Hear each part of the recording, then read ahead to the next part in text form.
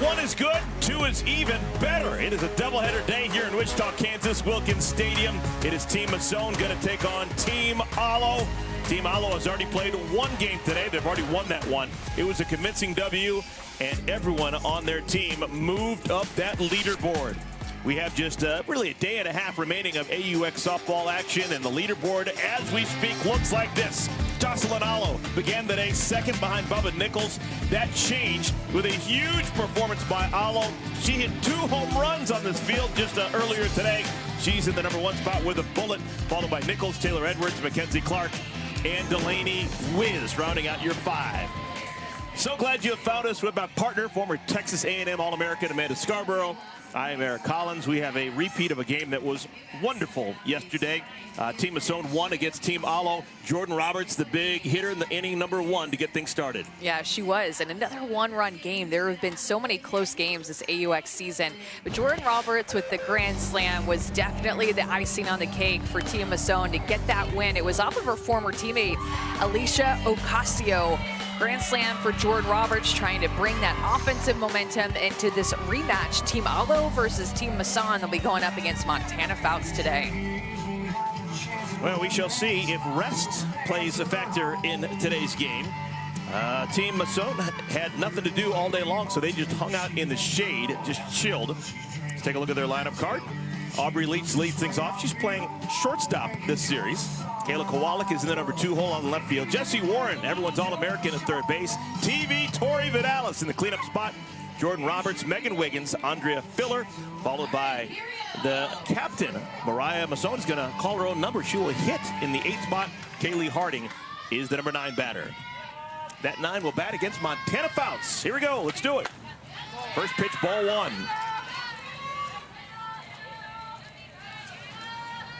Montana Fouts looks the part. 6'1", tall right-hander who can bring it.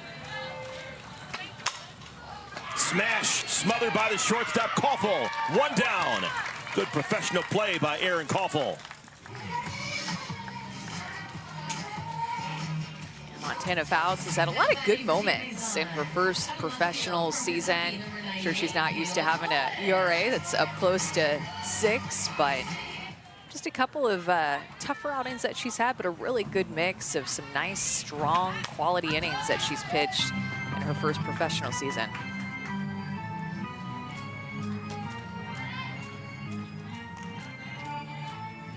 Well, Fouts and the starting pitcher for the other side, Maddie Penta, their goal today, hit the mitt. In our first game, there was a combined 19 walks, which led directly to the majority of the runs being scored. Finding the mitt, finding the strike zone, keeps the score down and keeps your team involved. Ball and a strike. Well, and how about a couple of rookies going at it? Maddie Penta, Montana Fouts, and little Auburn-Alabama rivalry. Just when you thought it was over, it's not done yet. It's continuing on into the AUX season. The Iron Bowl here in Wichita. Right back to Fouts. Underhand flip, 2 down. Couple of ground ball outs induced by Montana Fouts. The next batter for Team Masson is playing third base tonight from Florida State, #30, Jesse Warren. Jesse Warren next in line. Jesse began the day 13th on the leaderboard, 13th out of 42 players. 9 hits and 25 at-bats, a batting average of .360.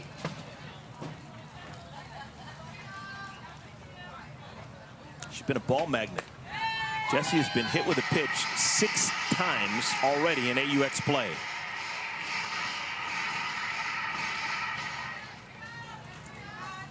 We account for everything in AUX. Hit by pitch is 8 points, so she has 48 points just on bruises. Pretty sure she has some bruises, too, from those hit by pitches. That plunked. Ball and 2 strikes to Warren.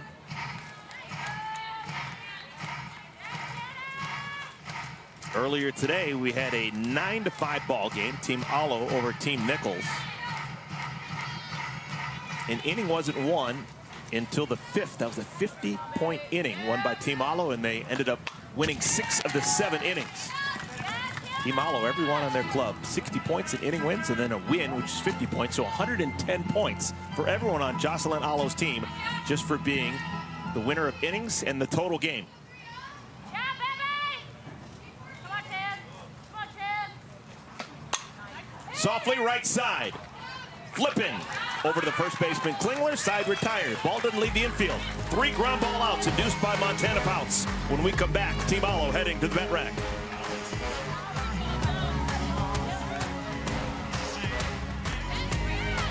Team Masson couldn't score in their half of the first inning. That means the Team Alo can win this inning with just 1 run scored.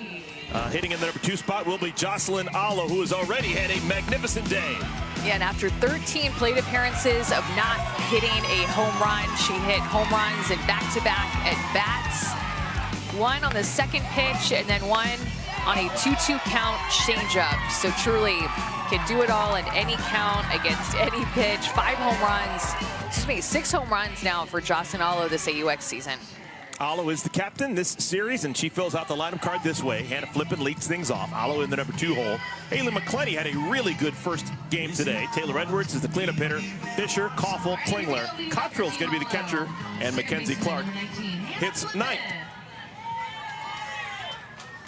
Maddie Penta has the distinction of being the only pitcher in this year's field to have not allowed a home run. I wonder if she knows that or has realized that. I'm assuming a pitcher realizes if they haven't given up a home run. I never pitched, you did, but... But if she's the only one that hasn't done it. You know that you haven't given up one, but if she's put 2 and 2 together, that she's the only one that hasn't given up one. A rookie, her 7th appearance this season. 13 strikeouts in 14 innings. That's always big. You can get a strikeout, get a double play ball. Those are pitchers' best friends. Remember, we were talking early in Series 1 just about all the new faces. We have a lot of veterans like Hannah Flippin and Sam Fisher and Taylor Edwards, among others, especially in this lineup. But just so many new faces, a lot of first-year rookies, a lot of professionals who are playing Athletes Unlimited for the first season of their careers. There's a veteran in Sam Fisher just inside the dugout, and Haley McClenny. We played a game that was 2.5 hours, close to 3 hours, under the hot sun. And in the very first inning of our second game, you get the 2 veterans, Fisher and McClenny, both top stepping it. So into this game already. It's tough to play a doubleheader in this heat. It really is, especially when that first game was a long one. It just kind of drug along, and you have to be able to flip a switch after that little 20-30 minute break of, all right, it's game time. We got to keep that same energy that we had in game 1 into game 2. Oh, Hannah Flippin has been doing this all day long. She walked 3 times in the first game, and now she's 1 wild one away from walking to lead off the bottom of this first inning. That was a new AUX record itself with her 3 walks in 1 game. High drive center field. Megan Wiggins makes the play. Next to bat, out in right field tonight from Oklahoma. So 1 down. Team captain. And now Maddie Penta will face Jocelyn Alo, who, not surprisingly, has taken the league lead in homers. She now has 6 to leapfrog Bubba Nichols.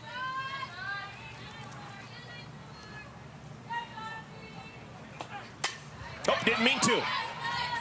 20 feet in front of home plate. Play is made by Penta.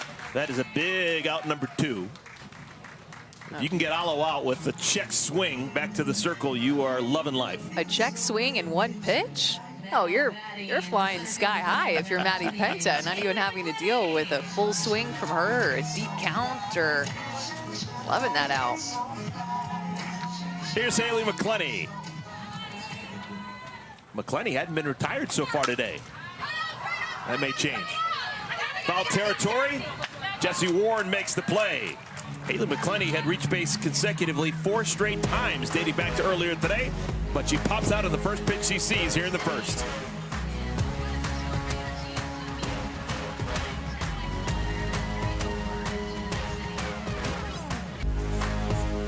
Athletes Unlimited Pro Softball is sponsored by Poppy.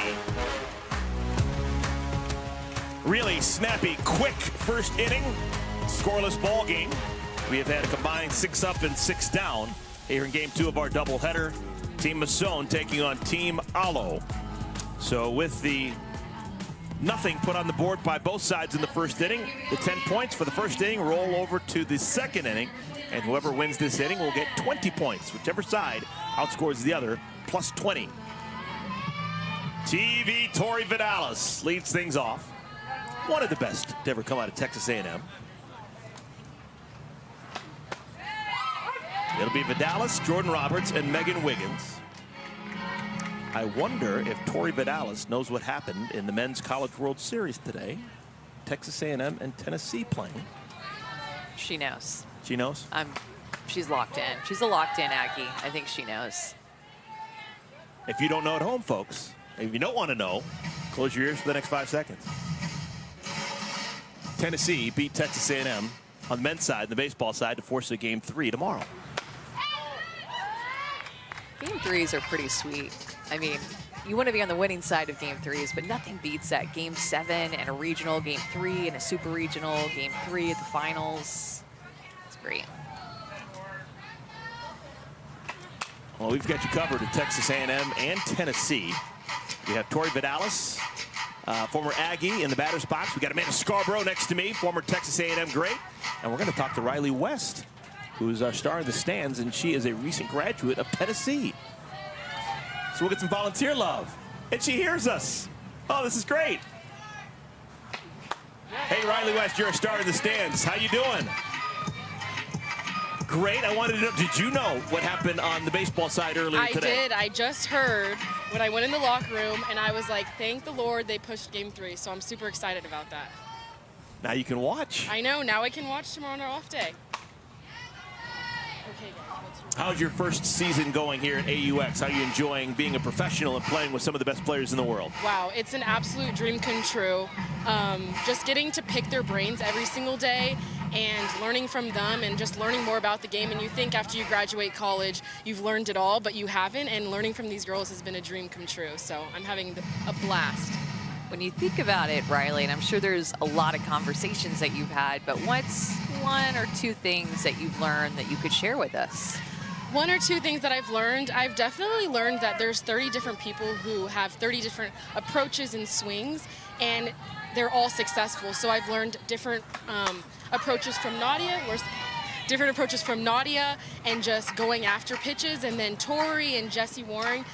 They've all kind of helped me in different ways, and I've just learned to pick a pitch you want to go for and go for it all the way. It's been fun watching you over the last couple of weeks. I've really enjoyed your energy you play with and the smile and the joy. Thank you.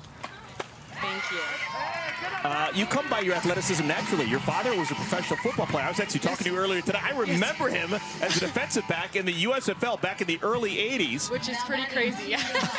I was kind of a nerd back then. Well, I still am kind of a nerd. But tell me about your father, how he's been involved in your career as a athlete coming through, growing up in California, and then 4 years at Tennessee. Yeah, he and, well, my entire family have been the biggest support systems. Crazy enough, my dad actually flew in yesterday, or 2 days ago, watched yesterday's game, watched today's game, and right after my game, he got on a flight to go home to work.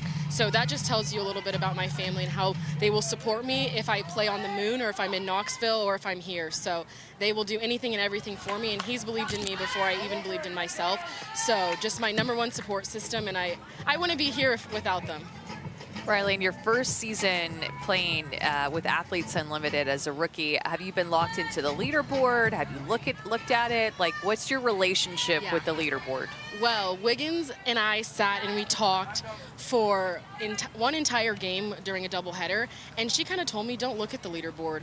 Look at the leaderboard if you're doing well and you probably hit a home run, but if not, don't let it affect your play, and just keep going and just every day grind it out, and then at the end we'll look at the leaderboard. But that was the first series, she kind of talked to me about it, and I've kind of stuck to that. I don't really care about it. It's there, it's awesome, but I'll look at it when we get a lot of inning points or something. Just curious, you guys have your final off day of this AUX season tomorrow. What if off days look like for you? Say that again? What if off days look like for you? You have your final off day tomorrow. Yes. What are some of the things that you've done or will do tomorrow? Well, we've done some pretty cool things. Last off day, we actually went to the Kansas African American Museum, and that was pretty cool, just educating ourselves on Juneteenth and just all the culture that Wichita has. So we did that. Also, a lot of people we like to recover. There's massages available. I like to hang out with the girls and just, I don't know, I love picking their brains. I love asking them questions. So any chance I get to hang out with them, if we're off the field, if we're going to get food on the off day, anything like that, I always just like talking to them. Well, we like talking to you, Riley, and we'll continue this chat in a bit. But thank you for your time. We'll get back to you in a bit, okay? All right, thank you so much. Riley West has had a really fun first go-around as a professional. She's from Eastvale, California. She won the highest honor you could possibly win at the University of Tennessee this year, the Torchbearer Award, which is given at academic and service to others. And it's handed out to one person the entire year, and she won. We'll get more information on that when we talk with her in a bit. She's our star in the stands. It's a must. Her teammate, Kiki Malloy, also won that award. Huge deal. Back-to-back softball players. Jordan Roberts strikes out. That's the first out of the inning. Here's the veteran Megan Wiggins. Tori Vidalis, who walked, is on at first.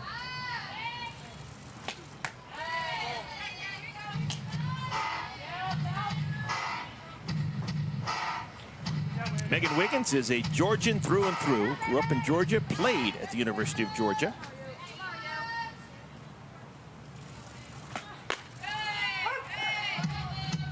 It should be a good one to pick the ear of, like Riley West was talking about, listening to Megan Wiggins talk about the leadership board, or the leaderboard that you have a relationship with. You're either looking at it all the time and maybe locked into it, knowing where you stand on it, or maybe you don't even look at it the whole season and you just see how the games play out and take a look at the end when everything is said and done. I think I would have to take a look. Oh, yeah. At times. I wouldn't want to look at it like all the time after every game, but maybe at the end of every series would be a good time to take a peek. I'd look at it every single day. I think it's so interesting how you can pick up 9 points and fall down 10 spots, and you just never know as we take a look at the leaderboard. It truly does adjust after every at-bat of every game that's played. Megan Wiggins, her best finish in all of her seasons with Athletes Unlimited. She has played 2 previous AUX seasons. She's played in all 4 championship seasons. Her best finish was 5th last year in AUX. That was held in Chicago.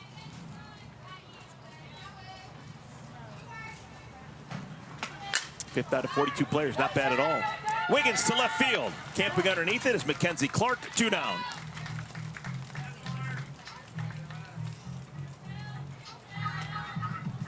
So Montana Fouts walks the leadoff batter, Vidalis, to begin the second inning, and then gets Roberts and Wiggins. Now she'll attack Andrea Filler. Second baseman number 9, Andrea Filler.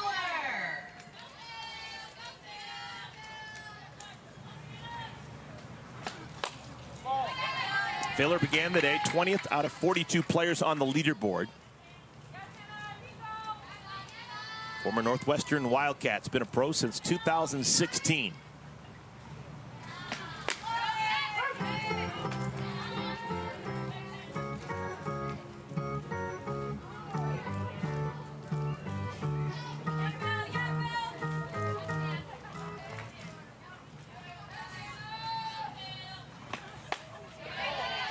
Two balls and a strike. What would be your strategy, Amanda, if you were facing Montana Fouts? I would look for her curveball away. I would look for a firmer pitch. You know that you're going to get 69, 70, not go through her off-speed pitch a lot, but I would look for a curveball away, pitch that you know that you're going to stay up. Now, that's where she gets you, is that then she'll throw that drop ball away, and it is a pitch that she wants you to chase on the outer half. I'd look for it up on the outer half. Montana Fouts, 24 years of age.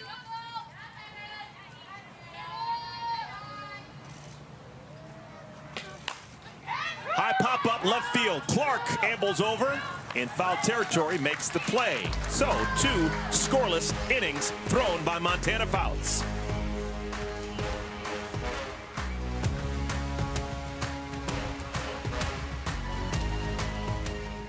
Scoreless ball game, bottom of the second inning. Team Alo, if they can score 1 run this inning, they will win the 2nd inning and the 1st. So this is a 20-point inning on the line. And we're joined by softball royalty, Texas A&M great Tori Vidalis is going to talk to us. She's with her parents there when she had senior day at the school that she committed to, I think like as a 13-year-old, way back when. She was a big-time get for Joe Evans in Texas A&M and had an illustrious career. And she's been a pro for a while now. Pro in a lot of things. She's a pro holding a microphone, wearing a glove, and also swinging a bat. Hey, Tori, how you doing? Hi, Eric. Are you calling me old? Is that No, what I'm just saying you're accomplished. You're accomplished. You've done a lot of things. Now, right? It's crazy. We're going to quiz you. Are you familiar with what happened in baseball today? Texas A&M, Tennessee. Do you know who won? I don't. Did A&M win? Did they pull it off in game 2? They did not. Tomorrow is game 3. They get a chance to win free tomorrow. Baseball. Free baseball. I love that the Aggies are in it. That's cool. They went to the World Series the same year that we did in 2017, so it's cool to see them back. Hopefully they're going to bring home a title. I know Aggieland will be crazy if they do. Oh my gosh, it's already crazy with everybody there, Tori. Your parents surprised you yesterday. Yes. How did that come about? So we actually had gone to Sonic after one of the practices, and Jessie had stayed behind. I room with Jessie, and she texted me. She's like, "Hey, let me know when you're on your way back. I found a stray dog." And I'm like, "A stray dog? What are you talking about?" "Up, Jessie!" And Jessie was like, "Yeah, I'm gonna keep it until Lauren helps me out." Lauren, who's so great, she handles all of us players, but Players, talk to yourself. yeah, no, that would be really weird, right? 1, good job. And I pulled into the parking lot and realized that truck looks a lot like my dad's. Amanda, you talked about him being a Dallas Cowboy fan. The truck is navy. It's got a cowboy star on it. I'm pretty sure he has a cowboy tailgate hook too, so he's a diehard. So I was like, wait a minute, I think I know that truck. And then I walked up and they let my parents' dog out of the room, and I was like, oh, so this is the stray dog. It's a good ploy. They got me. They got me. That's great. You told me before that your dad works with you quite a bit on your swing. Oh, yeah. What are some of the things that he's told you over the years that have stayed with you and made you the hitter that you are? I think more than anything, when we first started hitting, we never did any of like the funky drills. Like a lot of people have crazy drills to try to target every single like point of the swing. All we did was front toss. We'd hit off a tee, and then we'd get a little bit of front toss, and we'd work on reading the ball, because the ball will tell you what your swing is doing. If the ball is slicing away from you as a righty, probably means you're pulling that front shoulder off a little bit. Or, if the ball is backspinning, it means you got a good angle on it, and it's going to keep rising as it's going. So more than anything, just the body awareness and what the ball is telling you that your swing is doing. But we started, good idea. We started working everything oppo. So I didn't know how to pull a ball until I was like 11 years old. We always worked staying inside the ball. And I believe that's what's kept me hitting at a high level, because once you get outside the ball, you're smoked, Sam Fisher hits it deep to left. It'll stay in the ballpark. Maddie. Catch is made by Good job, big Kowalik. out. 2 down. After you hand this ball off to Maddie, what has it been like to play with Maddie Penta and to learn about her as a pitcher? It's so crazy. I told her and Riley West as well. She's not on my team this week. She was last week, but it's so crazy covering them for so long, all of their careers, and then coming to the field acting like I know them. I'm like, I know you guys. Like, what are you talking about? I talk about you all the time. I know your name. I know where you went to school. I know everything about you. Yeah. But you don't know anything about me. So it's a very cool dynamic to get to come here and actually get to play with them after analyzing it for so long. But Maddie specifically, she's very quirky. She loves to dance. A lot of the catchphrases she'll say in the dugout. Just things that I wouldn't expect to come out of her mouth. I'm like, oh, that was Maddie. Like, how funny. Like, you're funny. I like your jokes. So it's cool to be on the other side of it and get to experience the game with them this time.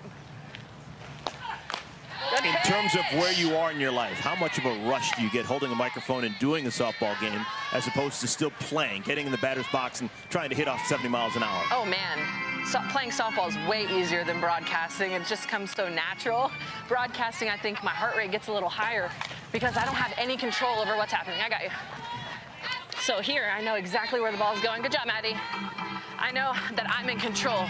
So it gives me a lot less anxiousness if I have control of the ball or if I'm in the box. But when somebody else is doing it and I have to talk about it, I'm like reliving those memories and the emotions are bubbling up inside of me too. It takes me a long time to come down off of it. Great job, Maddie. TV Tori Vidalis, thanks for letting us hang out with you, and we'll check in with you later, okay? Yeah, you bet. Thanks, guys. That's one of my favorites. Tori Vidalis hanging out with us for a half inning. Still scoreless in Wichita.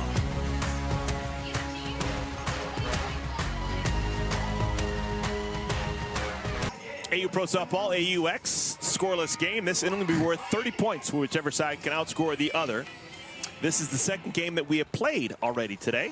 We already had one game, that was won by Team Alo. Let's take a look at the Game 1 MVPs brought to you by the U.S. Air Force and the captain, Jocelyn Alo. She had 2 home runs, not much of a surprise. Amanda, she picked up MVP 1 and 60 additional points. Yeah, no surprise at all with Alo being MVP 1 and then Mackenzie Clark also sliding in there. And then how about Sarah Willis, who got the start, walked, I think, 7 or 8 different people, didn't go the entire way. She walked 9. Is that the number that you're putting up for me to help out your partner? But I guess gave them a chance to win. Didn't give up many runs when she was out there. So slid into MVP 3.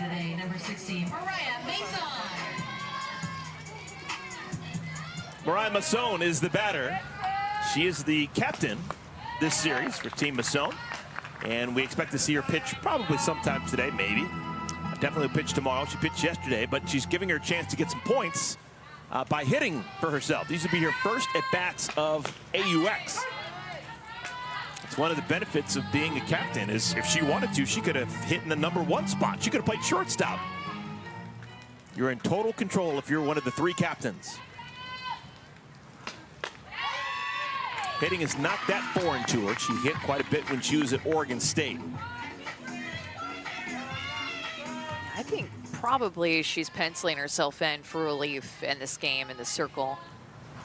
If I had to guess, knowing that they don't have 2 games to play today and putting herself in the lineup to hit, maybe come in relief. Depending on too on how the game plays out, if Maddie Penta just continues to do what she's doing, maybe you don't need to come in. We don't have a base hit so far in our ball game. It's top of the 3rd inning. We have just 1 base runner. Tori Vidalis had a leadoff walk in the 2nd, but then dropped anchor at 1st and never moved to 2nd.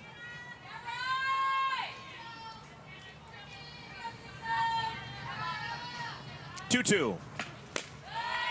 3-2. Montana Fouts grew up idolizing Jenny Finch. That's not someone bad to idolize. Jenny Finch is on my Mount Rushmore. It's on a lot of people's Mount Rushmores. And what was crazy was when Montana Fouts had a birthday at the Women's College World Series, and it was her 21st birthday. And she threw a perfect game against UCLA, and that was in front of Jenny Finch, who was in attendance at the World Series. Here's Kaylee Harding. Harding began the day 31st out of 42 players on the leaderboard. First-year player from Florida State.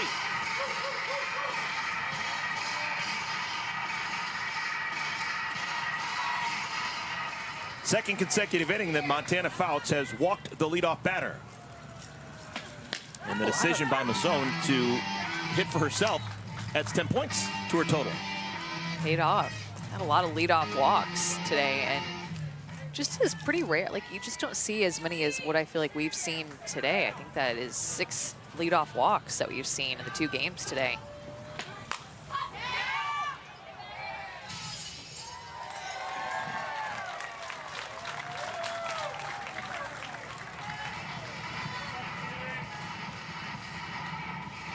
Harding has 9 hits in 31 at-bats.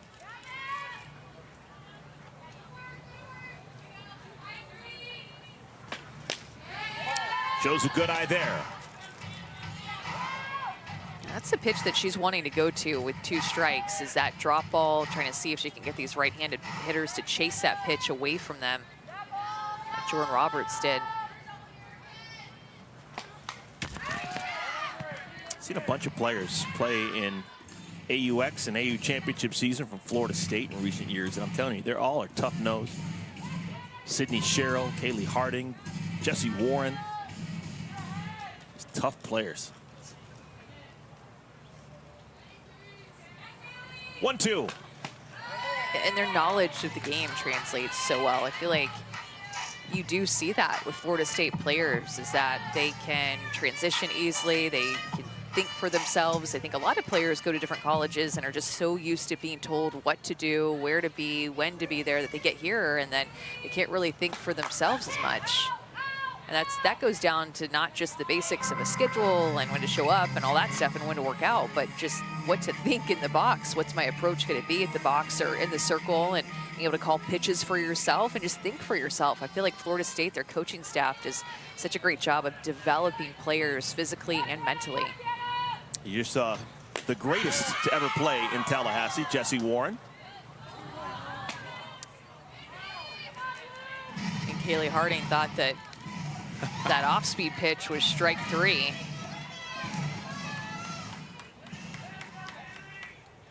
Three balls and 2 strikes. We'll do it again. Always interested when there's what seems to be a missed strike call like that.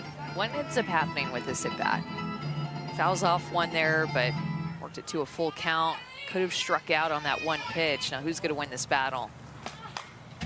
Man, can't get anything past her right now. And that's the tough part, right? Because you did get something past her and you fooled her and she took it. She even thought that she struck out, but now Montana Fouts having to throw extra pitches in this at bat, and we'll see if that is a benefit to Kaylee Harding or if Montana Fouts can still figure out a way to win.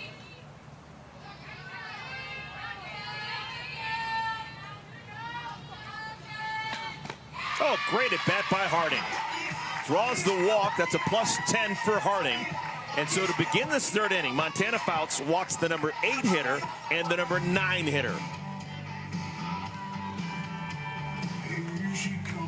So first time through the order, 3 base runners against Montana Fouts without the benefit of a base hit. 3 walks.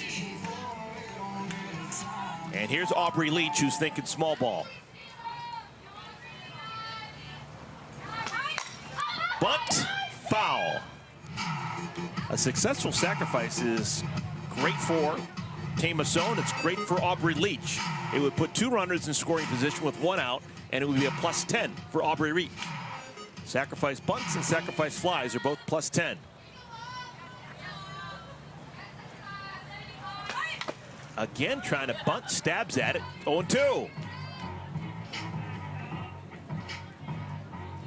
We saw sacrifice bunt pay off for Team Alo with Haley McClenny laying down a bunt and then being able to drive in a run. I mean, these little things, they matter. They matter in terms of your point total, but also in the scheme of the game and winning an inning and winning the game.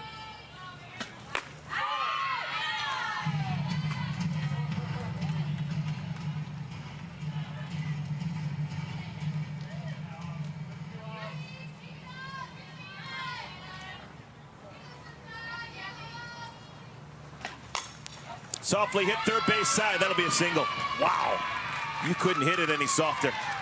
Perfectly placed down that third base line. It's a single, and the bases are loaded with nobody out. She's done that a couple of times. This soft slap that ends up becoming like a bunt. Just gets it off the end of the bat, and the best part about that, a soft slap, is that if she fouls it off, it doesn't go down as a strikeout for her. It just goes down as a hit attempt, a swing attempt. Yeah, moves the runners and gets herself on. Yeah, Montana Fouts was cruising. First 7 batters, only 1 base runner. Last 3 batters, 8, 9, and 1 in the lineup. 2 walks in the single. Kayla Kowalik is the batter.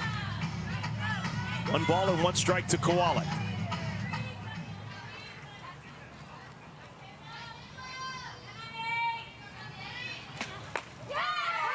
One and 2.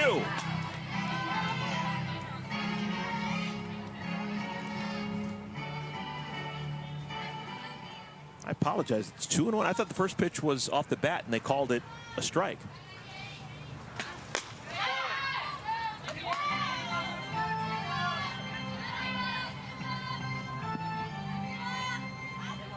Okay, it is 3-1. 3-1's the count. Kayla Kowalik is stepping out of the box to make sure. Yeah, I think Montana Fouts is wondering about the count as well. I think it should be 2-2. It is 2-2. Okay. Yeah. It's 2 balls and 2 strikes. I'm never going to question myself again. You, Montana, and I think Julie Cottrell and Kayla Kowalik were the only ones that had it right. Kayla Kowalik wasn't going to say anything, though. You were going to. And Montana was for sure going to. Called strike 3. Fouts gets the first out of the 3rd inning. Able to get every single centimeter of this outside corner against Kowalik. Bases loaded, less than 2 outs. Julia Cottrell frames up that pitch for her, and she gets the call as a much-needed out for Montana Fouts in this defense.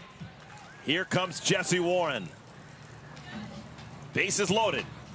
Jessie hits it to first, and that is a foul ball. Foul ball. Very foul ball. Like, not close.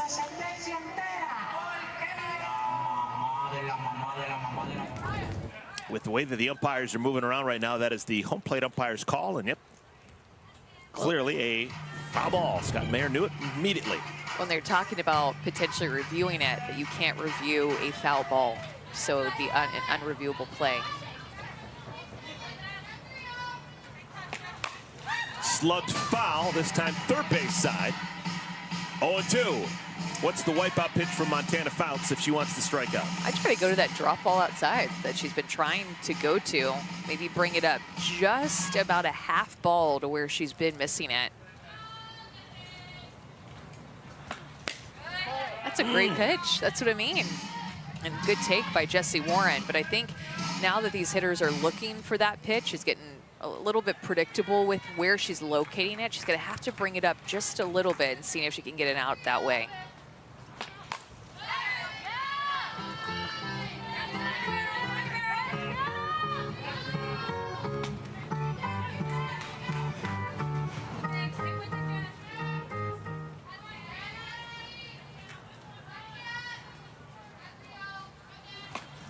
Chased the pitch down and away. Massive strikeout for Fouts. Goes right back to it. The same pitch, and just wanted to see if Jessie Warren could take that pitch 2 times with 2 strikes, and she couldn't. Chases this drop ball that ends up going outside. Great break to it. I think that had a sharper down movement to it and some late break to get Jessie Warren. How about Montana Fouts? 2 strikeouts with the bases loaded. So Fouts has the bases loaded behind her. She strikes out Kowalik. She strikes out Jessie Warren, and now has to deal with Tori Vidalis. Vidalis has a big toe hold in back of the batter's box. Hammers it high, deep, and gone! A grand slam home run! TV! Tori Vidalis!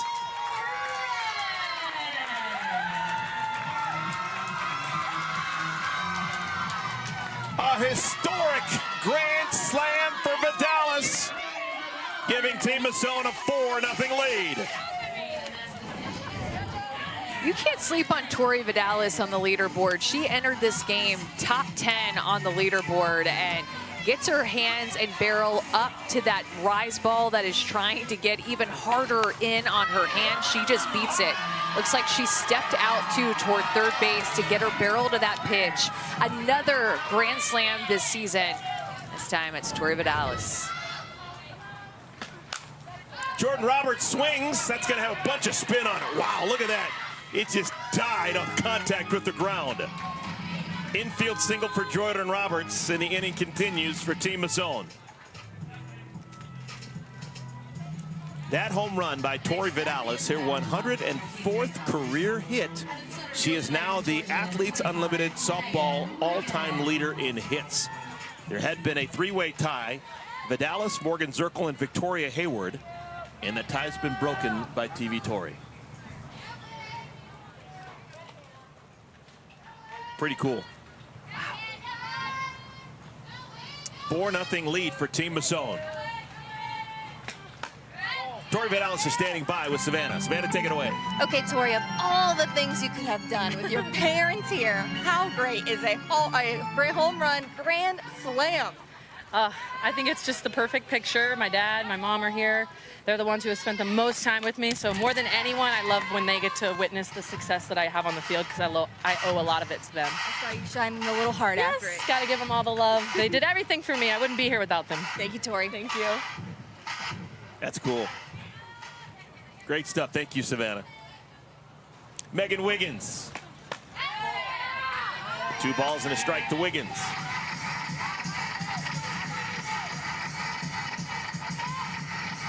Remember, this is a 30-point inning. Neither side had scored in the first or the second, so those inning points rolled over to make this a 30-point third inning. Team Alo will have a chance to match or win the inning. But scoring 4 times is a tall task.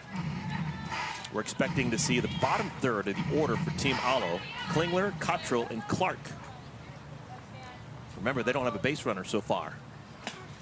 Just real quick, could you say those 3 names like 10 times in a row without stumbling? Yeah, you're right. Klingler, Cottrell, and Clark. And actually, the one before that is Koffel. Koffel, Klingler, Cottrell, Clark. Why we're professionals. Called strike 3. Wiggins knew it. So believe it or not, Montana Fouts actually struck out the side. She gets 3 strikeouts in the inning, but massive damage done. And hit number 104 for Tori Vidalis is a grand slam to give Team Masson the lead.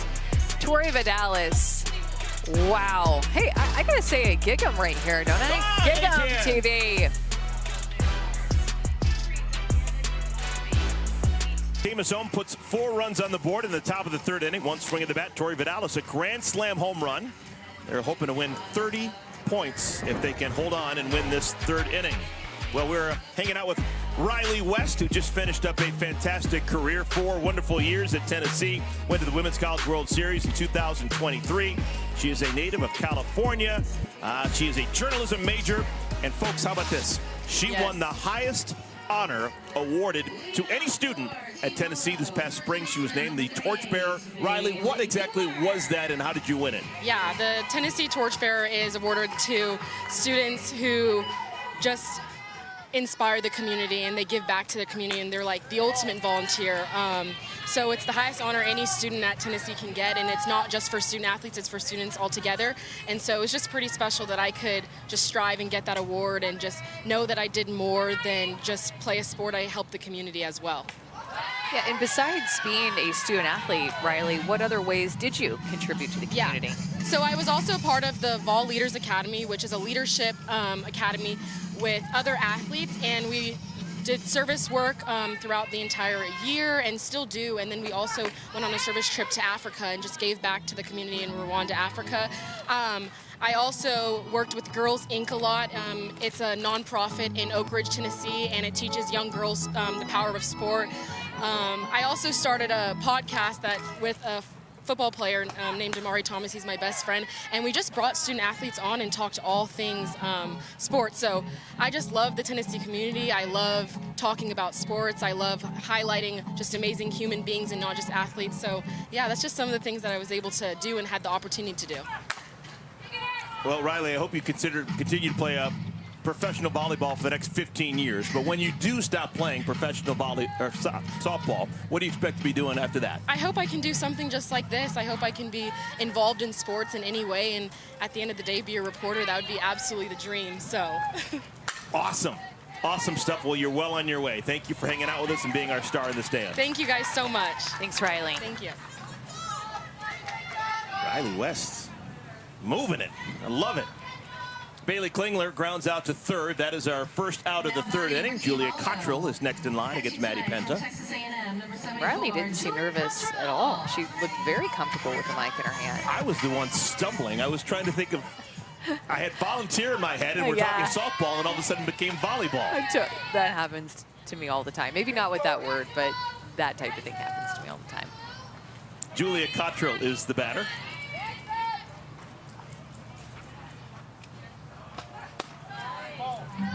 Good hitters count for Cottrell. 2 balls, no strikes.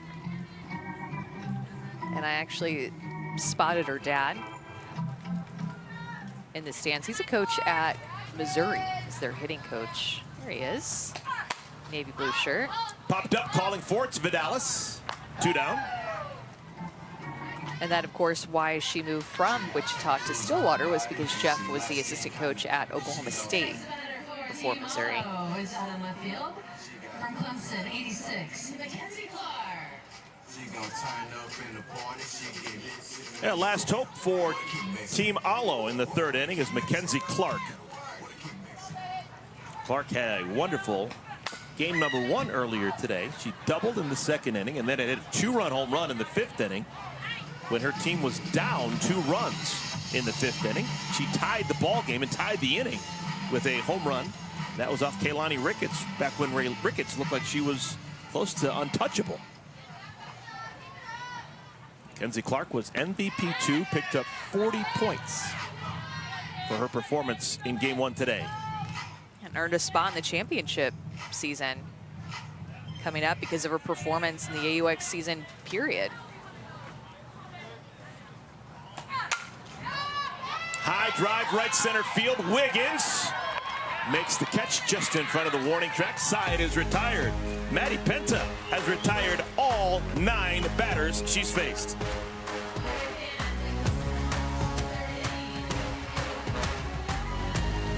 Years ago, the Celtics winning it all, and now we're picking new players.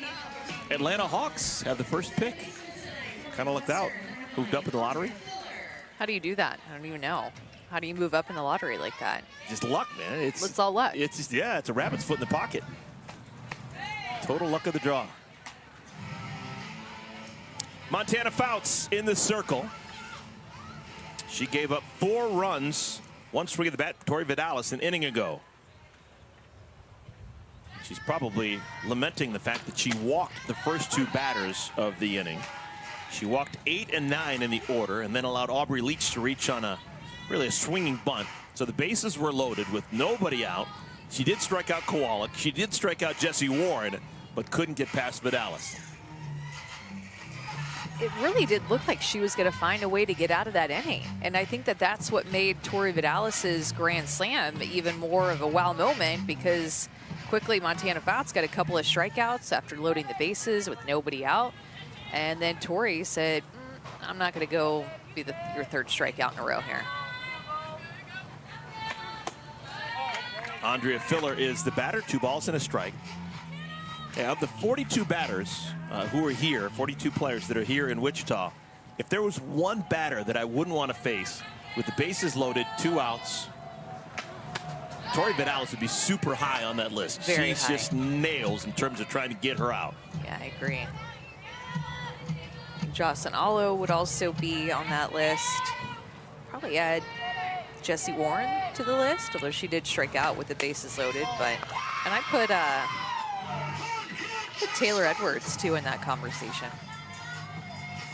That's the 2nd consecutive inning that Fouts has walked the leadoff batter. No, it's the 3rd now.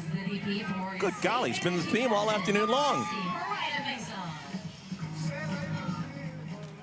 For you youngsters out there, I'm not a pitching coach, but that's not a great idea. Masson lays down the bunt, and the play's at first. What a smart play. Masson is a captain. She's made all of her points so far this year as a pitcher, but she put herself into the game to hit, and she's going to get 10 more points for the sacrifice bunt. A walk and then a sacrifice bunt, and she moves the runner into scoring position, trying to push across a run in this inning. Yeah, easily puts it down.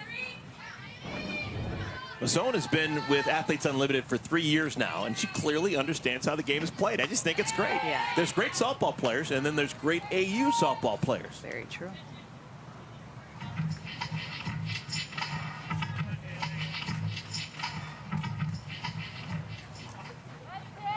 Kaylee Harding is the batter.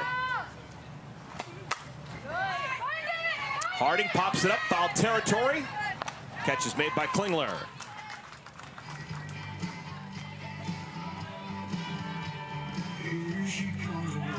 Top of the order for Team Maison. Now batting the shortstop. 2 outs, Aubrey Leach next in line. Aubrey Leach. Leach singled back in the 3rd inning to extend her hitting streak to 7 games.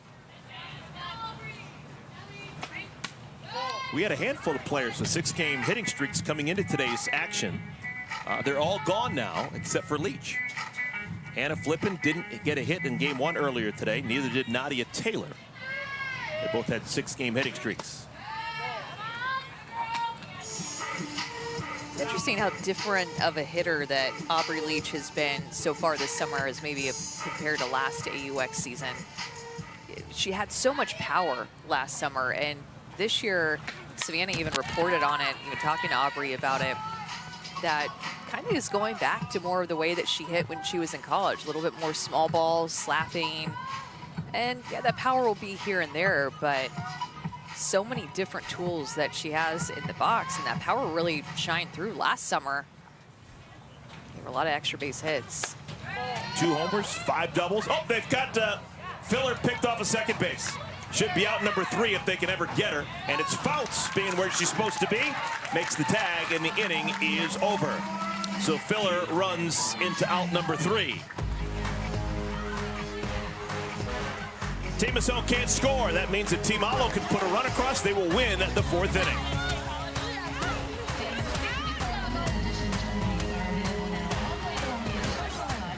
You know, I actually was not a captain at Oklahoma. Really? Yeah, but I knew that if I ever needed to say something that I was gonna be heard, so I didn't need a C on my chest to feel that. Was there something that you feel like maybe you learned about yourself in this first time as a captain? I was a little bit hesitant at first, but just going with trusting my gut, I think, was the biggest thing for me. I feel like I've grown a lot with learning to communicate with everybody and seeing how I can put the puzzle pieces together to make this all fit together. At the end of the day, let's just get a dub. Yeah, Jocelyn Alo has been a wonderful captain. She was captain in Series 2, captain now in Series 3, making a lot of good decisions, putting herself in a position to earn points. And she's in first place by a decent chunk after the performance that she had earlier today. She'll bat second in our inning. Hannah Flippin swings at the first pitch and grounds to the shortstop, Aubrey Leach. Maddie Penta has faced 10 batters and retired them all. Let's check in with Savannah Collins. Just getting to talk to Jocelyn Alo about her captain experience, she just said it was really something that she expected to challenge her this season because she is so much of that lead by example type player. She talked about spending all those years under Patty Gasso, and the big thing that she took away from her in this experience is she's somebody who just likes to come in and get the job done, and then let's get out of here. We're going to do our work, we're going to do what we need to do, and that's that. But going into this series, she did make a phone call to Associate Head Coach JT Gasso just to get some insight, not necessarily on what to do, but just how to manage a team and win out these final games of the AUX season. This is an important game because she will only have 1 game tomorrow, or check that 2 days from now on Tuesday, final day of the season, to earn points. Bubba Nichols, who began the day in first place, now has moved out of the number 2 hole. She will be the captain for 2 games tomorrow. So Bubba Nichols has twice the opportunity to earn points. And so far in our second game today, Jocelyn Alo has not recorded any points. Her team has not won an inning, and she has not had any stat points. And Patty Gasso, JT's mom, of course, the head coach at Oklahoma, talked about Jocelyn Alo and just how much she loves this sport. And she's a student of it, she studies it, she loves to play it, and you can just feel that about her. She never settles, always looking to have conversations and to push herself and to get better. 3 balls and 2 strikes, and Alo calls a timeout.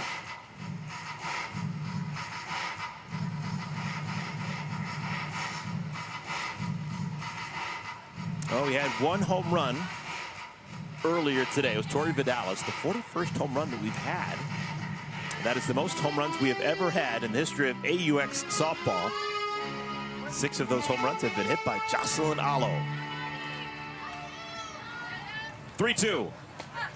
I think we're still stuck on 21 different players, so 42 total players that are in the AUX season, so half of them have had a home run.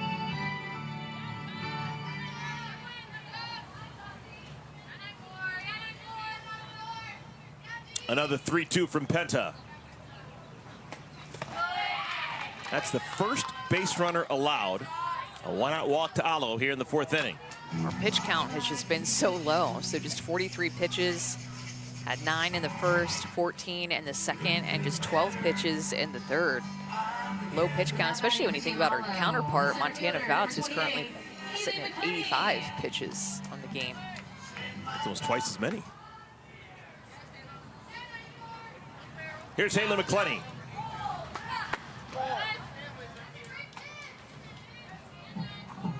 Penta has faced 11 batters.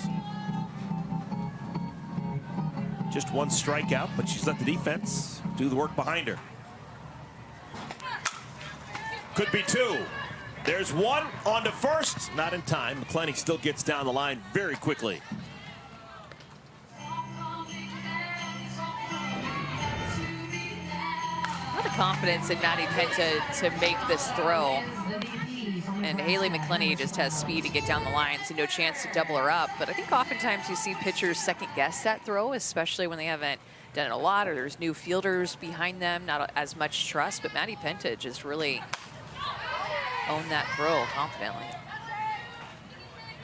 Taylor Edwards popped out to Jesse Warren in foul territory back in the 2nd inning. Taylor Edwards, 4th out of 42 players on the leaderboard.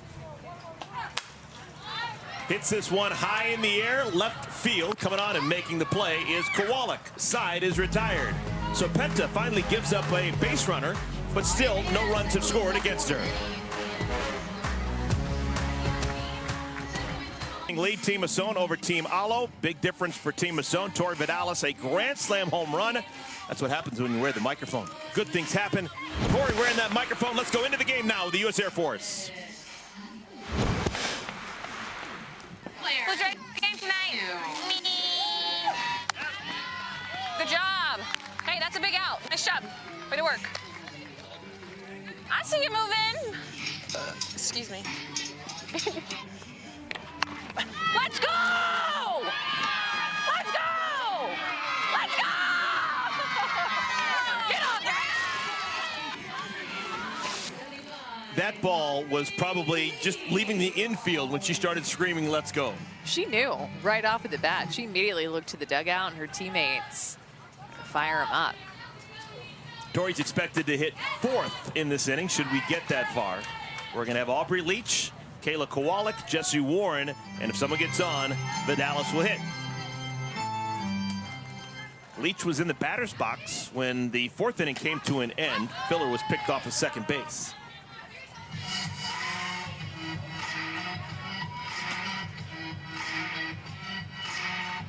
Aubrey Leach is from the Woodlands.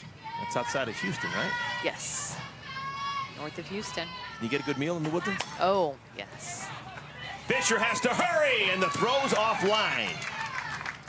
Small ball wins for Aubrey Leach. 2nd consecutive hit for Aubrey, plus 10 for her. That is now 4 consecutive innings that the leadoff batter's been aboard for Team Masson.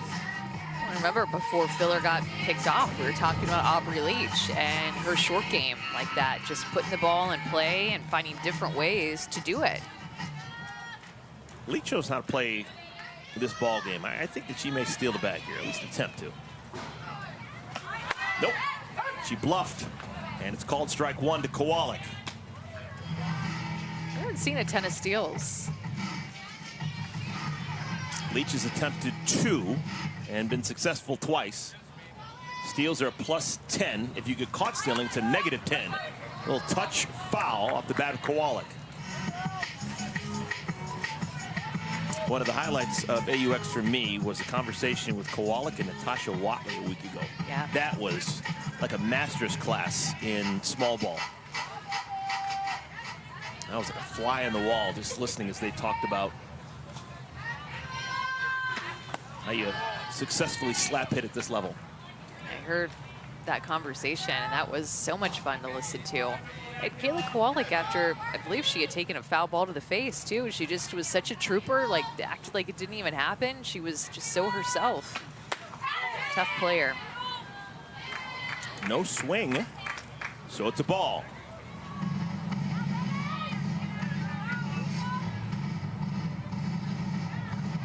Two balls and 2 strikes.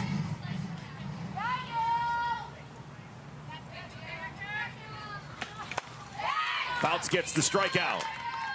For Montana Fouts, that is now 4 Ks in the game. Well, how would you like to have your chance to win a softball autograph by Jocelyn Allo and Montana Fouts? Well, now you can. Go to auprosports.com/sweepstakes to register today. We haven't talked about the fact that Allo has herself out in right field. She does. She's been the DP for the majority of AUX, but she's out in the field right now, taking one for the team. Her club's playing 2 games today, hot weather, and she didn't want Taylor Edwards to be behind the plate, so she wanted Edwards' bat in the lineup, so she's the DP, and that means that Allo needs to play out in the field. It's tough for these catchers to catch both games of the doubleheader. So you had Taylor Edwards catch game 1, and then Juliet Cottrell catch game 2.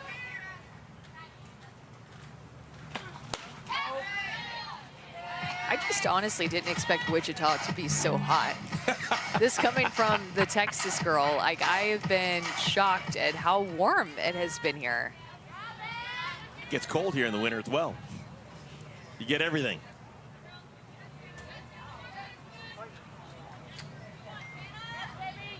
Ball and 2 strikes to Warren. On the ground. Only plays at first. That's the benefit of starting the runner. Aubrey Leach was trying to steal second, and that's how they don't get the lead out at second base. Now what that does, though, is it puts Tori Vidalis in a situation where you could pitch around her if you didn't want to deal with her.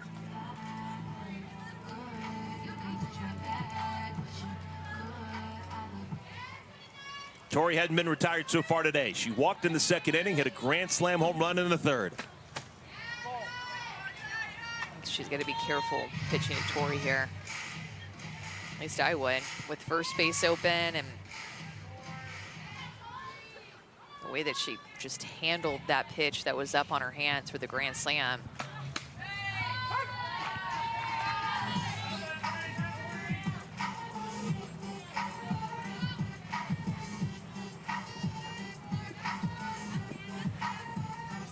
Leach in scoring position.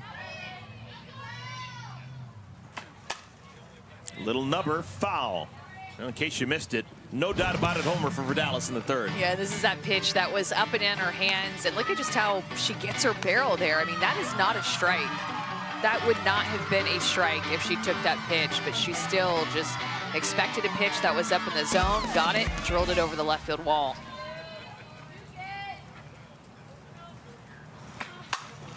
Hits this one hard into the gap in right center field. It'll get down. Leach will score. Vidalis on her way down to second. She'll make it standing. Another extra base hit for TV Tori Vidalis. And that's a double for number 29. And a 2-strike hit for her parents, Johnny and Rhonda, sitting in the stands. Surprised her yesterday, and now she's surprising them with the way that she's swinging the bat. Or maybe they're not surprised at all. They've seen this all the time. But I mean, we just showed you the grand slam. That was a pitch that was up and in on her hand. She hit it over the left field wall. Now she handles the outside curveball for extra bases. Tori Vidalis can hit it all. Well, she told us back a couple innings ago when wearing that microphone that her natural swing path is to right center field. She didn't learn how to pull the ball until she was closer to high school. Jordan Roberts is the batter. Roberts singled her last time up. 1 for 2.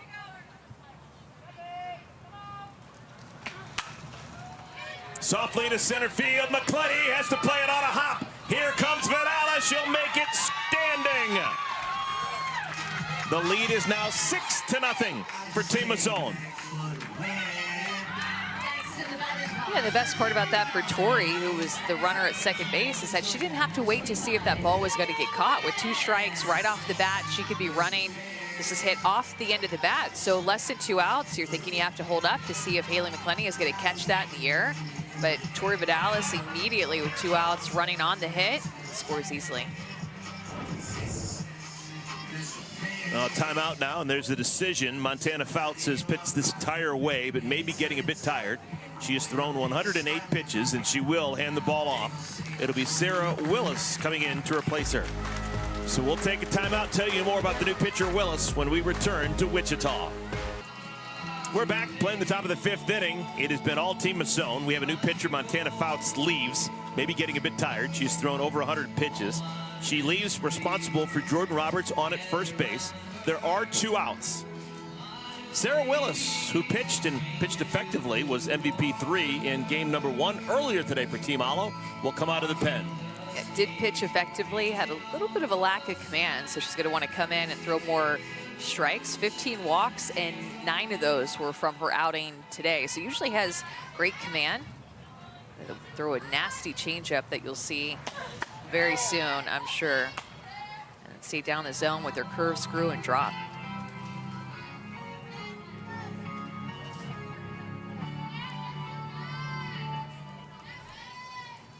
Willis to Wiggins.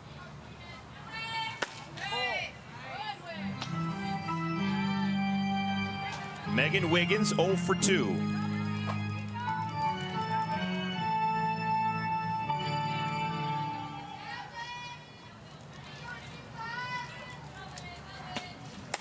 There's that changeup that Willis is known for. 2 balls, no strikes, and she throws a changeup as a get-me-over pitch. And it's a rookie battery, too, with Sarah Willis in the circle and Julia Cottrell back behind the plate.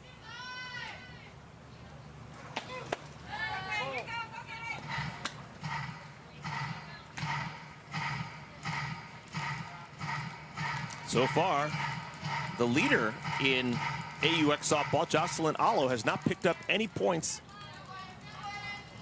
except for the 10 points she got an inning ago with the walk here in our ball game. Into left field, sinking, but into the glove of Mackenzie Clark. Side is retired.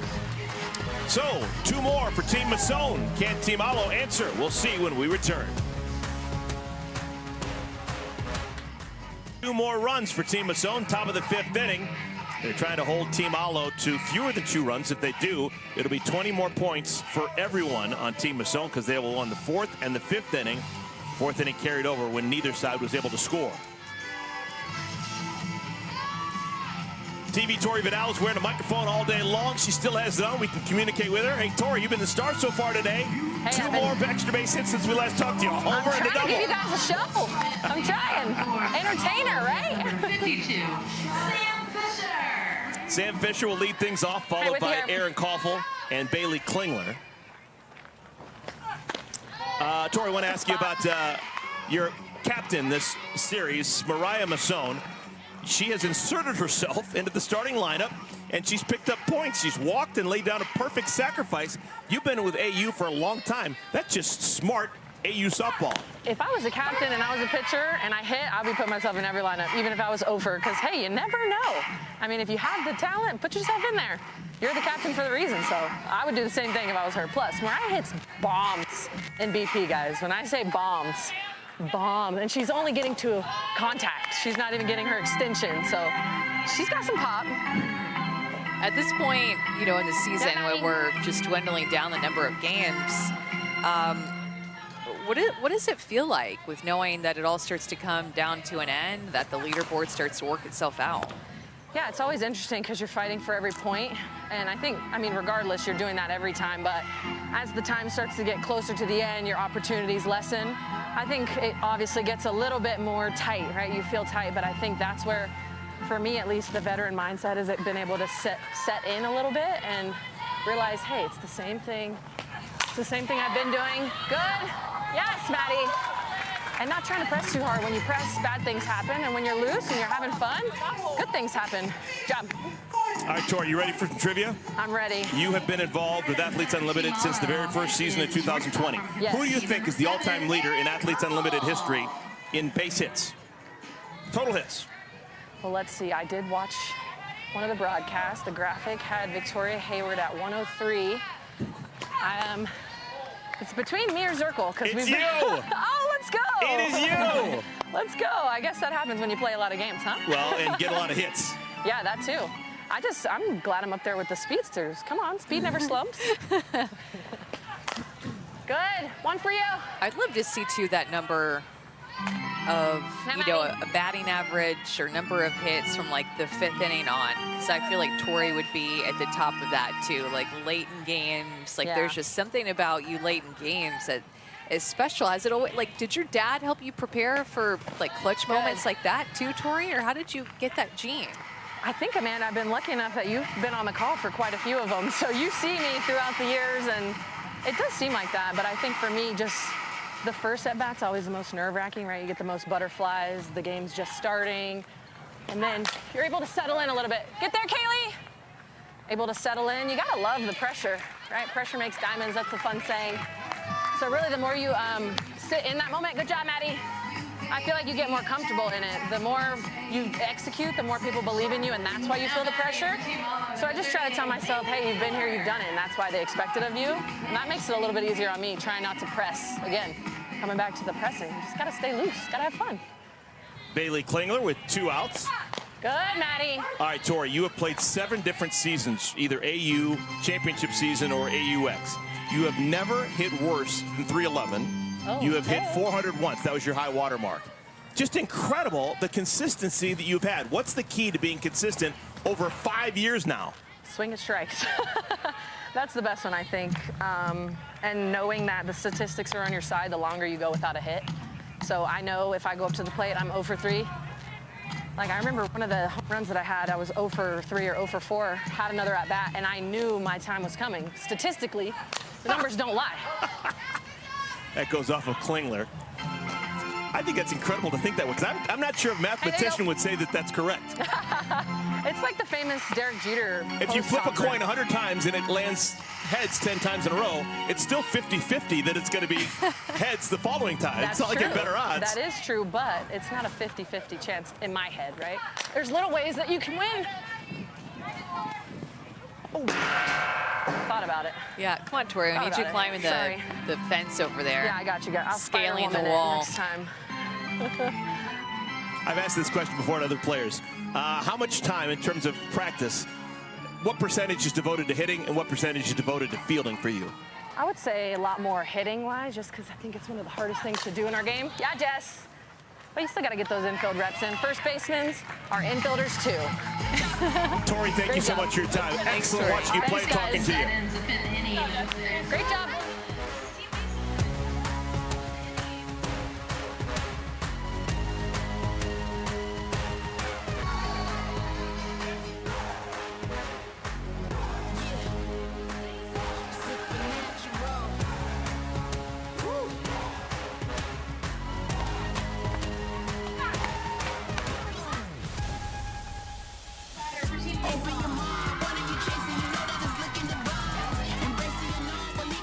It has been a long, wonderful day of softball here in Wichita, Kansas, Wilkins Stadium on a steamy Sunday afternoon. Earlier today, Team Alo, an impressive win over Team Nichols, 9-5, but they haven't been able to keep the mojo going here for our game 2.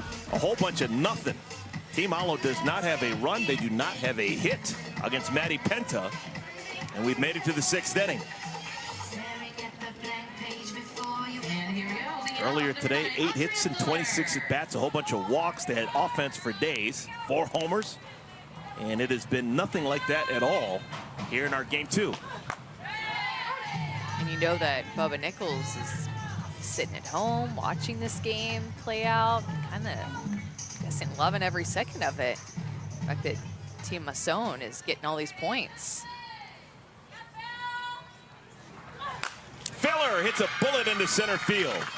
Leadoff single for Andrea Filler.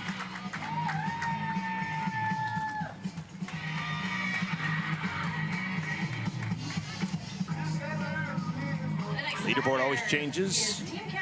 AU Pro Softball, AUX, as it stands right now, the leader, Jocelyn Alo. She will have just 1 game on our final day of the season on Tuesday. Bubba Nichols, who's currently in the 2-hole, she will play 2 games. The captain for both games on Tuesday to close out AUX. Tori Vidalis picking up points. She's only 1, make that 2 behind Delaney Wiz to get in the 6th spot.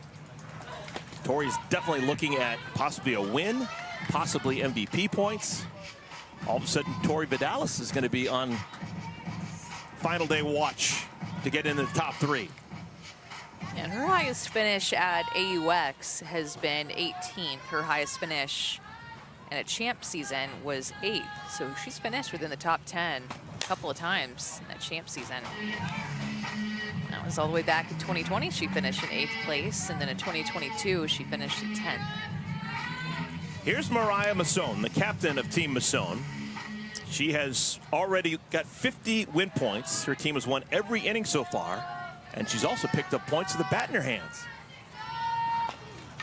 Oh, wow, what a change-up. Masson did get a piece of it, but she had no chance of hitting that thing hard.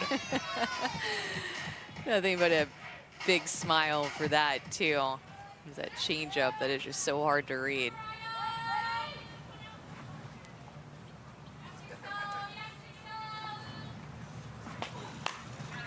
Goes right back to it. Masson with the bat in her hands has picked up 10 points. Walked +10 in the 3rd inning. Laid down a sacrifice, +10 in the 4th inning. She's currently 3rd behind Alo and Nichols without the benefit of a base hit. Her batting average is still 0, and she's 3rd.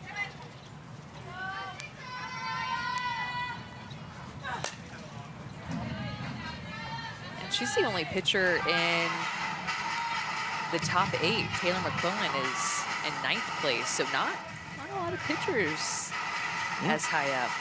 I kind of think she should bunt. I know there's 2 strikes, yeah, but if she's playing for points, get the runner over to 3rd, bunt. She's not going to do it, but that's a decent play. Into left field, catch made by Mackenzie Clark. 1 down. Now it's almost time to crown our 2024 AUX champion, and we want you here with us in Wichita to help celebrate our champion on Tuesday. The first 250 fans in attendance will receive an AU Champions replica medal presented by Cook Industries. Go to AUProSoftball.com to buy your tickets today.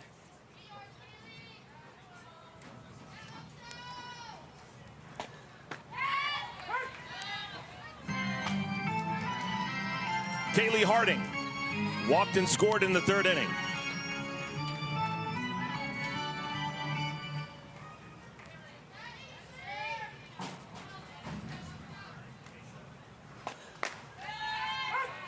Oh, and 2.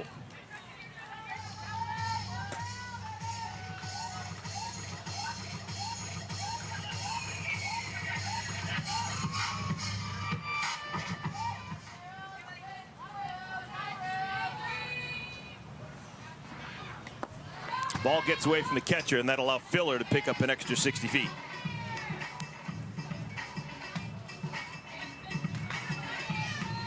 A big story in our game has been Maddie Penta throwing for Team Masson. I think that maybe Mariah Masson was thinking she was going to put her own self into the game and start pitching, but how could you take Penta out? Penta hasn't given up a hit through 5 innings. On the ground, Willis stabs it. 2 down. The ball had trickled past. Maybe Filler thinks about coming down the line to 3rd. Yeah, great athleticism. We've seen Sarah Willis come off the mound after her pitch a couple of different times and make this play, but that's a big deal to be able to cut that ball down and not let it get all the way to Hannah Flipping, because Kaylee Harding has some speed and get down the line. You don't know what happens. Aubrey Leach. It's amazing that the Sarah Willis that we saw in our first game, who was having a hard time throwing strikes, is now consistently throwing strikes, even after being out in that hot sun and dealing with a full day of activity. Yeah, she looks energized. And I mean, Sarah Willis and Maddie Penta pitched a 12-inning game against each other in regionals, and Sarah Willis threw 200 pitches, Maddie Penta, I believe, threw 224. Oh. So she's got some endurance coming from her college season. Clearly showed that. By the way, that game ended at like 3 a.m. at regionals, so just an epic game between those two. And we have a little rematch now of Maddie Penta versus Sarah Willis. 200 pitches. Change up, a beauty. 2-2. I'd be brushing my teeth with my opposite hand for like the next 10 days.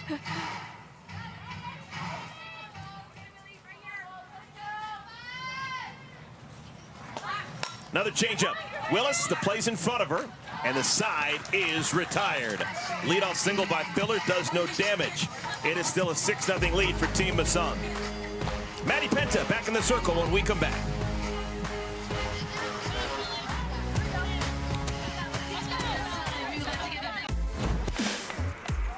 Game one was all about Jocelyn Allo. Yeah, it was a couple of home runs that she hit in back-to-back plate appearances, and they're a little different too, because one was earlier in the count on something firm, and then this one was a 2-2 pitch on something soft. So one to left, one to center field, 2 home runs over Jocelyn Allo, who is sitting at the very top of the leaderboard after those bombs.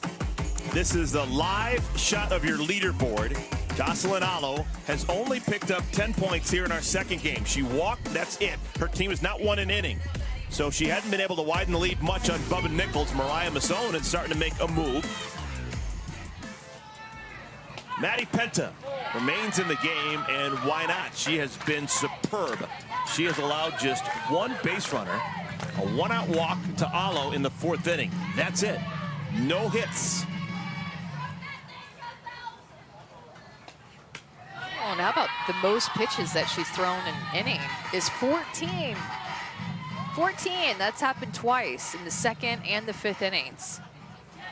What's been her best pitch that you've seen her throw today? Honestly, the innings have gone by so fast. I feel like everything is working. Like there's not one thing where she just has had to go deep into a count consistently, and you can see her relying on this one pitch. She's been able to just kind of mix the ball around and throw on both sides of the plate. So it's been hard to pick one because she has just been so efficient. Going to her curveball a lot there. Wants to know where that pitch missed. 3-1. Does Maddie Penta know that she has a no-hitter going? Yes. Okay.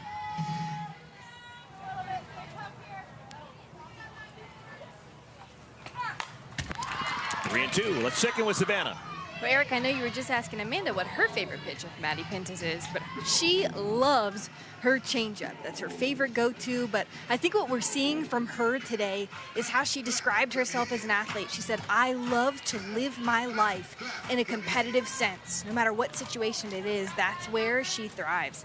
And she knows that there's a lot on the line this season. She's trying to take advantage of every opportunity she has in this league to earn a spot at the championship season in Rosemont.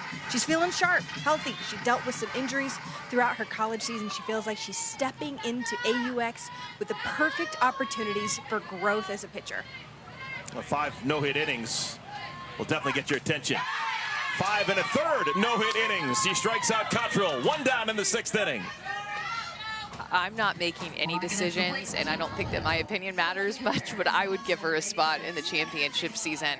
That's a curveball that had late break to it. She took a little bit off of it. So 2 strikeouts for Maddie Penta, just been relying on her defense a lot, but there's a competitiveness that Savannah Collins was just talking about in the way that Maddie Penta plays her game. Mackenzie Clark lines it foul. Well, we came into the day talking that Maddie Penta always gives herself a chance to be successful at this level because she keeps the ball in the ballpark. She has not allowed a home run, and now we've made it to 19 2/3 innings of work that she's had here at AUX. The only pitcher who hasn't allowed one. Clark lays down a bunt, and there's your first base hit. Oh my goodness, a bunt base hit for Mackenzie Clark. That's the first base hit against Maddie Penta. And this is why Mackenzie Clark is so special, because she can hit a grand slam, drop a bomb, and then she can drop a bunt 3 or 4 feet out in front of home plate perfectly. I mean, that had so much English to it that it hit the ground, and then it looked like it was actually going to spin foul, but then it hit the ground and took a turn. Just hugged the line so fast. It looked like Clark threw her bat, and it kind of slowed down Jordan Roberts on her quest to get the ball. Off the thumbs, flipping, pops to the shortstop. Leach makes the catch. 2 down. The next batter is going to be the team captain for Team And for those of you out there saying, okay, it was a no-hitter, a bunt base hit really in the 6th inning, you have to, right? This is the way AUX is played. You need points. Mackenzie Clark's best opportunity to get points for herself was to try and bunt. They just need 1 run because they're trying to win an inning. So nothing is out of bounds. Well, that was an important person to get on, too, because now you get Jocelyn Allo up. If it's a 3-up, 3-down inning, then Jocelyn Allo has to lead off the 7th inning with nobody on, and you're trying to get back into this game. You want Allo up with people on base. Well, now that the no-hitter is gone by the wayside, maybe Masson thinking about bringing herself in at some point. She is loose just in case. Probably didn't take much to get loose on a day like this in Wichita. You shake hands with your catcher and you're warm, right? Did you know Wichita was this warm in the summer? Yes, Wichita, Kansas. Yes. I didn't know this was a well-known thing. Allo swings, hits a high drive deep to left field. Did she? It is off the wall. That'll allow a run to score. It's a double for Jocelyn Allo. And an inning win for the first time today for Team Allo.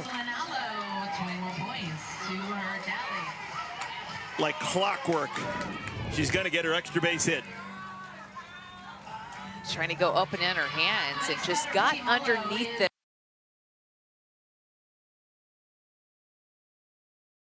Kayla Koala goes back on the wall and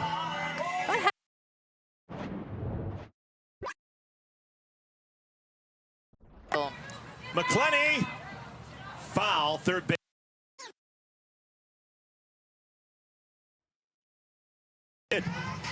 There's a net that extends out into left center field.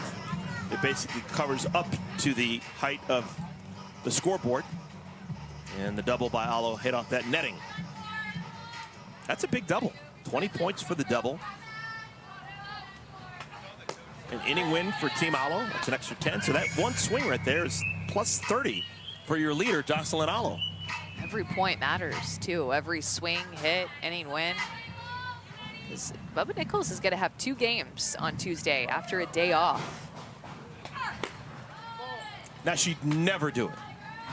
But when Bubba Nichols was in high school, she was the national high school player. And it wasn't just because she was a hitter. She was also an elite pitcher. Now, she didn't put herself in. Can you imagine? Now, you can lose points for pitching and giving up earned runs, so she's not going to do that. But that is something that is, she's the captain. She can do whatever she wants. Bubba might throw a bullpen tomorrow on the off day. See if she still has it. McClenny draws the walk, and maybe that'll spend the end of Penta's day. This is really the only inning where she's ran into any trouble.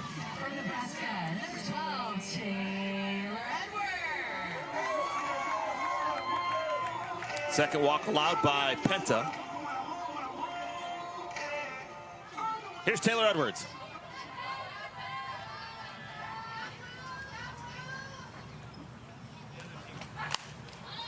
Popped up, shallow left, shortstop Leach makes the play, side retired. First run of the day, though, comes across for Team Allo. They win the 6th inning. To the 7th we go, 6-1, Team Masson.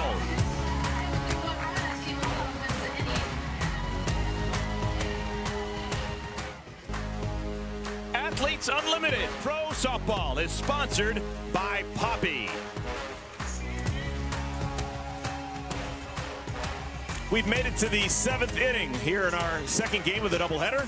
It has been a full day of softball in Wichita, Kansas.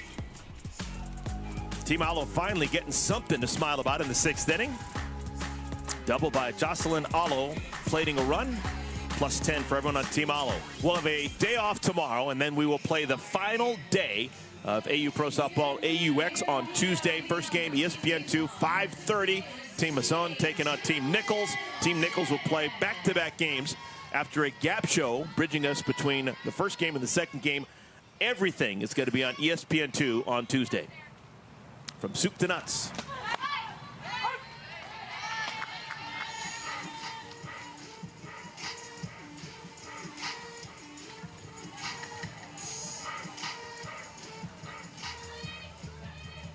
Six to 1 is our score.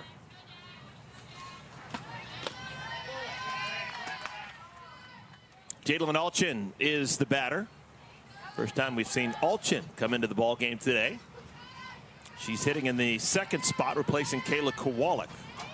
Kowalik 0 for 3 with a couple of strikeouts.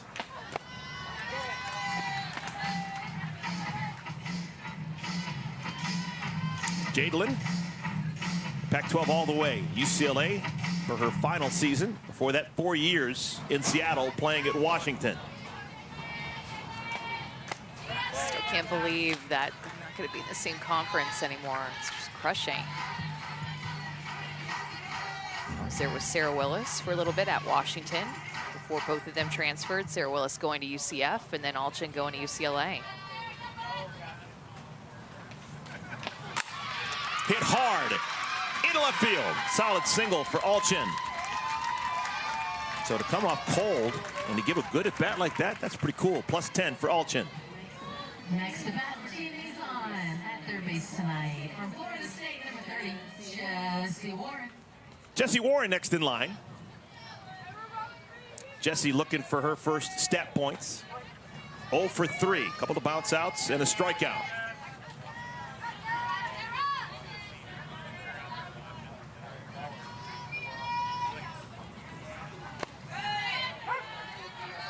Jessie Warren's had a pretty quiet day.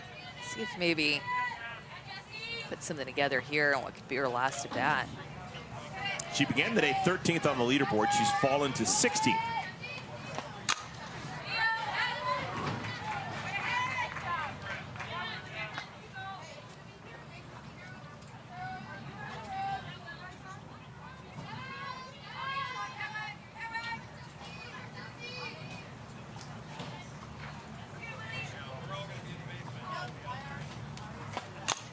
On the ground, flipping, throws out Warren. Alchin moves into scoring position. 1 down. The AU Pro Shop is excited to announce that select Nike softball player jerseys are available for purchase this season. This limited edition style designed with fans in mind won't last long. Visit shop.auprosports.com to purchase yours today. Tori Vidal is probably the leader for MVP 1. That's an extra 60 points at the end of the game. She can solidify it right here. Change up called strike 1. Could solidify it and get some more extra points in a different way. Maybe a single, a triple. Tori began the day 8th on the leaderboard. 8 out of 42. Whoa! Man, can't hit it any harder. Into center field. Alchin being waved around. She will score with a slide. Vidales takes an extra base. So perfection continues for TV Tori. She's 3 for 3 with 6 runs batted in. Those 6 RBIs tie the all-time record set by Courtney Gano a couple of years ago. Goes out and gets that outside pitch, gets on plane with it, and level swing on that outside corner. And Jalen Alchin can just fly when she gets going. Top speed is super fast. Woof. Change up a beauty. Jordan Roberts out in front. Now, if you take Jocelyn Allo out of the equation, the strongest hitter with AUX this year could be Jordan Roberts. She's got power for days. She's got 2 hits today. Both were hit about as softly as you could ever hit a softball. She has had a couple of jam jobs and is 2 for 3.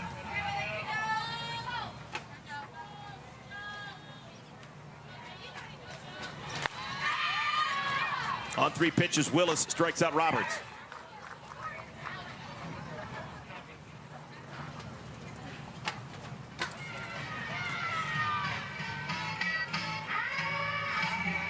A 7-1 lead for Team Masson.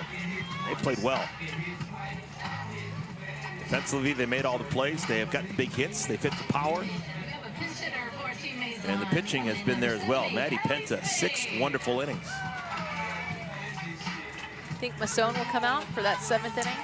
I do. I think so it's too. to her benefit, yeah. She's way up in the leaderboard. She needs some points, get some with outs.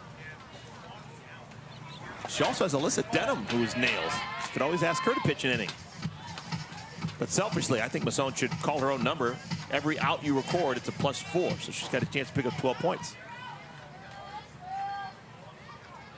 Carly Spade, the batter. Change up. 1-1. Pitch.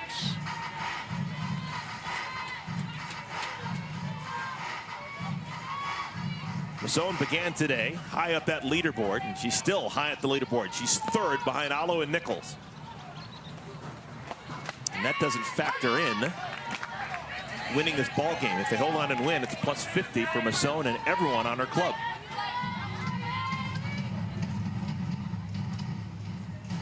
So she's in line to move into second past Nichols.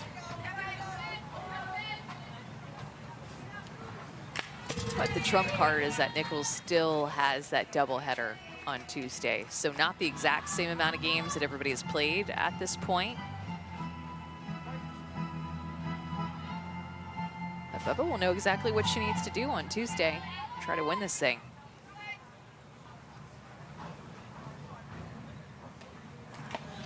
Changeup. Weighted back on it. Puts it into center field. Good job by Spade. Known as a power hitter, that was just good hitting. Especially after the way that she looked on the first couple of changeups that she saw. She gets it again with 2 strikes and a little bit more up in the zone so that Spade's going to be able just to place that one just out in the outfield. Gets fooled a little bit and then recognizes that she gets fooled and still has enough time to get a hit with it.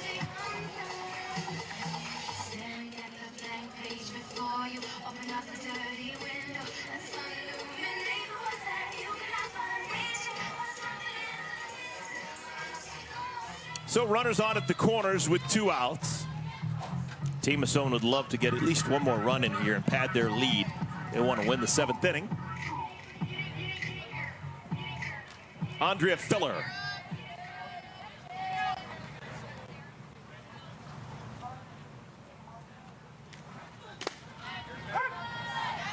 Back-to-back Chicagoans in the lineup right now for Team Masson. On to first base, Spade. She's from the city, went to Lane Tech. And then you get Filler, who spent a large chunk of her adult life just outside of Chicago in Evanston, playing for Northwestern. 0-2.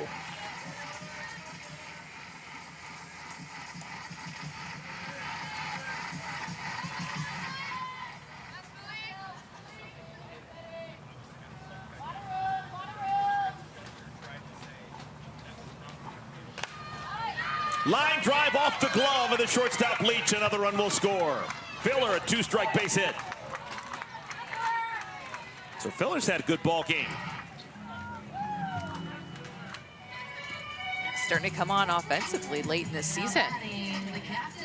And that allows the captain for Team Masson to bat one more time. We're going to have Mariah bat with a chance to pad her stats.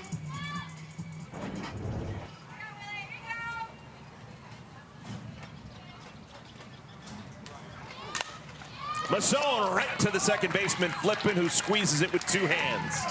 Side retired. But 2 more runs scored. To the bottom of the 7th we go. Last chance for Team Alo.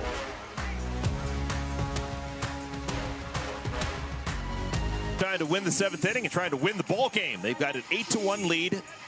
And still in the game, trying to complete this one, is Maddie Penta. She has given up just 2 base hits, given up just 1 run. She has been dynamic amid Scarborough. Yeah, she's been so good. I mean, both sides of the plate is why it's hard to pick what's been her best pitch, because both sides of the plate have been working. Her changeup's been working. She's gone up on the zone when she's needed to. Literally everything just seems to be on today for her. Are you surprised that she's still in the game? I'm surprised she's still in the game. I thought Mariah Masson would give herself an inning to pitch, try to get some more points here in the 7th. Penta's thrown 79 pitches to get through 6 innings. Scheduled to face Sam Fisher, Aaron Koffel, and Bailey Klingler.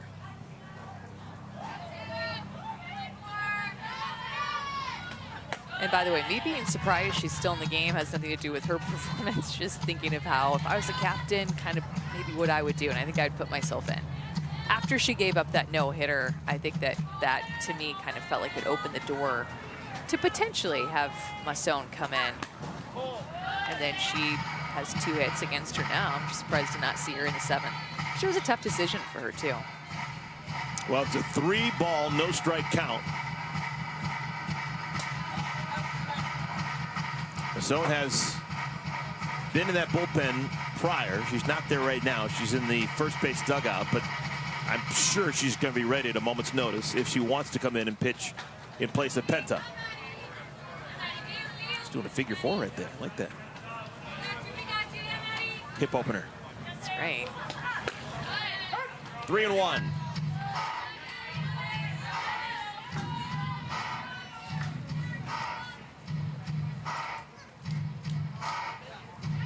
Fisher 0 for 2 today against Penta. She's flat out to left and flat out to center. 5-pitch walk. Under leadoff walk. That's the third walk allowed by Penta. Next up for Team Alo. Shortstop from Kentucky, number 7, Erin Koppel. Erin Koppel, third look at Penta.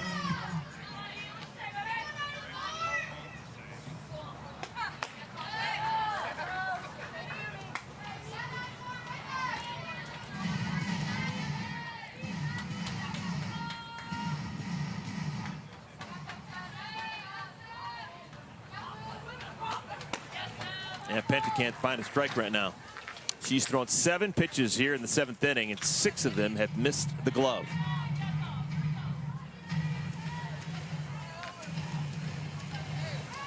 And Masson back in the bullpen. Not throwing yet. This is an important inning. Oh my goodness. Almost took the glove off of Penta. Solid single for Koppel. First and second, nobody out.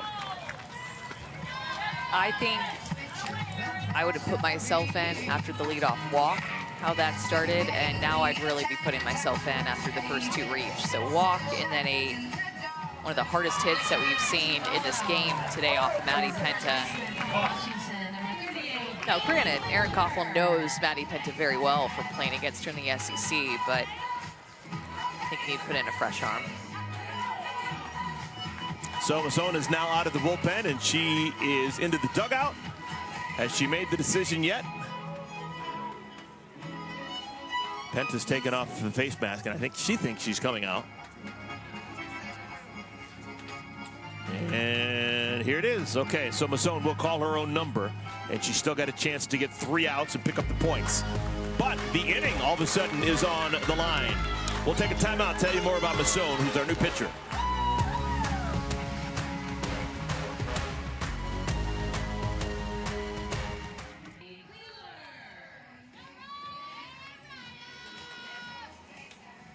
Maddie Penta was really good for a long time. 5 no-hit innings.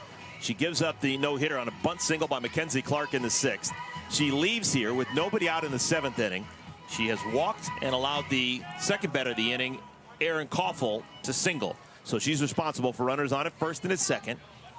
Mariah Masson calls her own number. She's the captain. Her first pitch squirts away from the catcher. Oh, that's a mistake!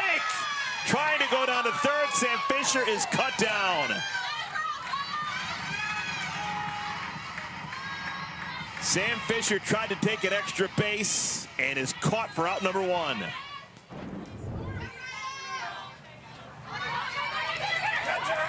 Just didn't get enough away from Jordan Roberts.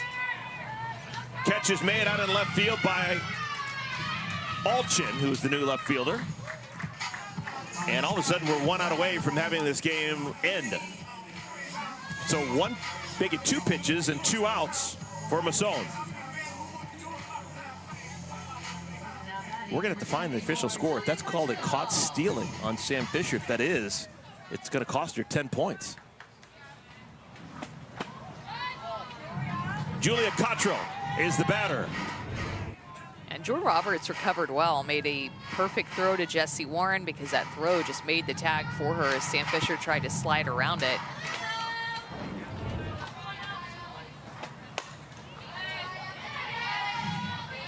I think I maybe was a little too harsh. I said that was a mistake by Fisher. Now that I think about it, this inning is on the line. They're down 2-0 here in the 7th inning. They need 2 to win the inning.